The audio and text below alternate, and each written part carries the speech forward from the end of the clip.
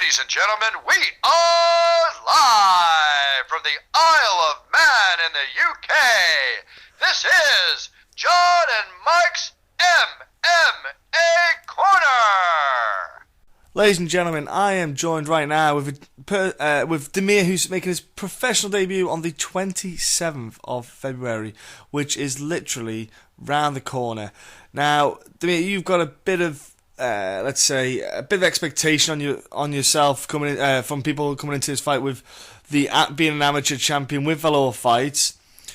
Do you feel that you're deemed as a prospect, a top prospect coming through now into the pro ranks?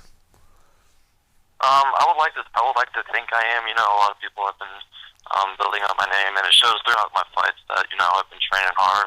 I believe I do have talent, and I do believe that I'm definitely going to make it far in this game. Now, you having the confidence there to feel that you are. Sometimes people like to be the grey man.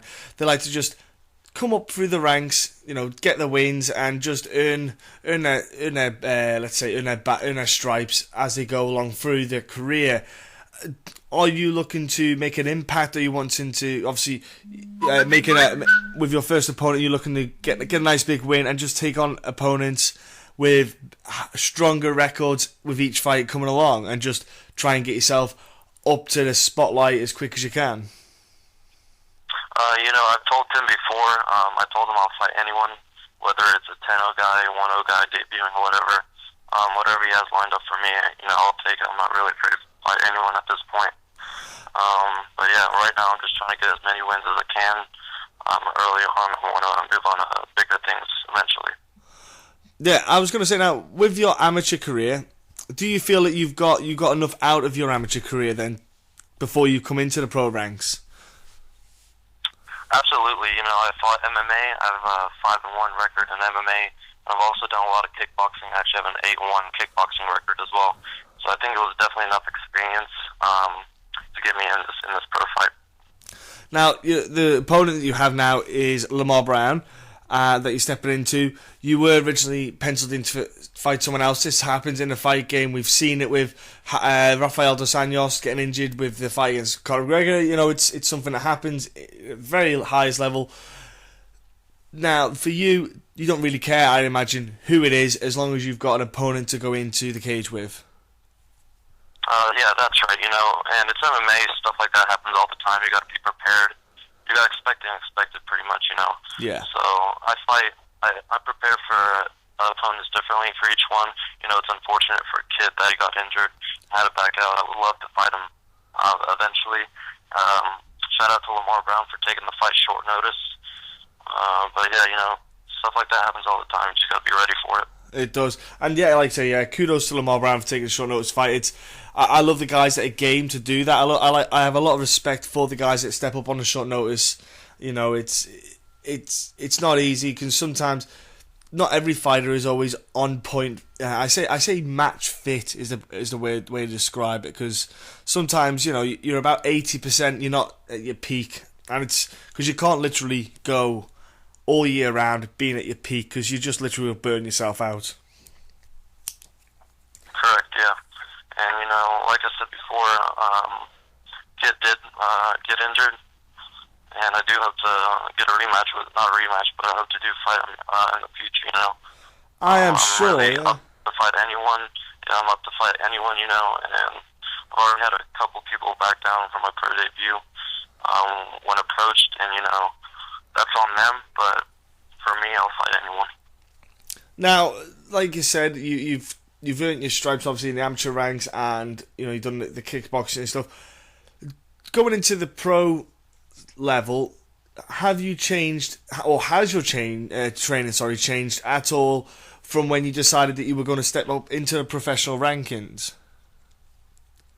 The only major difference, I would say, is honestly conditioning. I've done a lot of strength and conditioning for this camp, trying to really focus in on that aspect.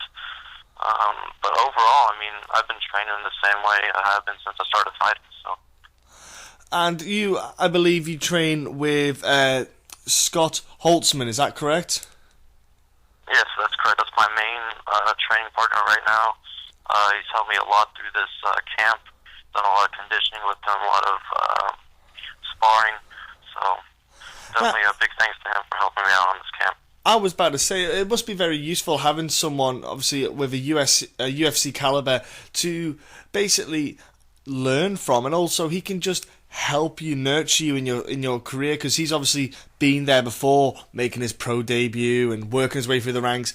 And to be fair, he's maybe made mistakes with going with the wrong promotion, or it must be very useful having someone with that knowledge to help out when you maybe have questions or you're not sure of things. That kind of reassurance of having someone next to you. Absolutely. He's the first person I go to whether I have a question about sponsors, promotions, fights, training, nutrition, anything like that. He's the first person I go to, so it's definitely nice having someone like that around that you can go to and ask questions whenever you need to. I have to admit, that would be fantastic to have someone like that around. And like you said, he's been helping you out with this fight camp, strength and conditioning, and I was going to say, because I've spoken to some other guys who have, in the past, who have been amateur and they went to the pro ranks, and I like everyone else, they're already training 3 5-minute rounds. They're already starting to do that. But again, it's just getting used to that pacing, because when you've had the 3 3-minute rounds, your pacing is a lot different than it would be for 3 5-minute rounds. Right, and that's the thing you got to adjust to going from amateur to professional. You can't, go 100% for 3 minutes and expect to do that in a 5-minute round. You're gonna be dead by the end of the first round. And it's kind of a different. You gotta game it differently for professional rings. Just like I said, it's just 2 minutes doesn't seem like a lot, but when you're in there, you can really tell a difference. So you really gotta kind of change the game plan up. Gotta slow things down a bit, and just pick your shots, pick your openings, and then whenever you're ready for the finish, you go for it. I know it's crazy to think that it's only 6 more minutes if it goes all 3 rounds, but that 6 minutes, it's something. It's a different level of conditioning. It's crazy to think it. Right, and a lot of people, unless you've been in the cage, they don't realize exactly how tired your body gets. I mean, your body's basically going 100%, for 3 minutes straight. Adding another 2 minutes on top of that is, definitely a game changer. Oh yeah, I had it on my pro debut as well. It was, when I got out the first round, I kind of was like, whew, I need to get some oxygen in me. That, it was a shock. The 5 minutes, because like you say, you're doing 100% for 5 minutes, and you're just like, yeah, that's pretty intense. Okay, I've got to do that again now, potentially, and again afterwards, and you're like, it is quite taxing mentally and physically. Right, and I've gone through that same in the amateur. I finished the first round. I felt so tired. I didn't think I could do another 6 minutes of fighting. But that's just the thing you kind of get used to over time, gain some experience of, and it kind of dwindles down. But for this fight camp, I've also been focused on my breathing. A lot of hard sparring sessions where I am just focusing on my breathing, getting my heart rate back down whenever I can throughout the fight. Yeah. And yeah. Are you looking to bring a big crowd of people with you to this card, are you, to support you? Absolutely. I've actually sold a lot of tickets to a lot of friends and family, a lot of supporters. Can't wait to see everyone out there enjoying my fight, and hopefully I'll put on a good show for them. That's awesome that you've got that support. Yeah, it's great that you've got that many people coming to back you up as well. It must give you a little bit of a boost then when you're going into the cage, I imagine. Absolutely, seeing all your friends and family out there supporting you gives you kind of a purpose as to why you're there. Yeah. Not just for the money. It's not just for yourself. You're fighting for your fans. You're fighting for your family.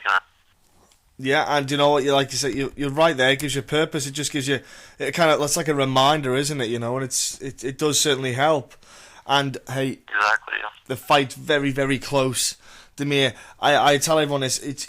I remember pretty much everything about my pro debut. I could literally write down everything that I ate on the on the weigh-ins and the day after of the fight day. I can remember it all, mate. I can remember everything about it. That it was always something that'll always stick in my mind. And you know what? It'll be the same for you. And just take in all of it, mate. I know you've done amateur stuff, but the pro debut, it's just something to remember, mate. Honestly, it really is.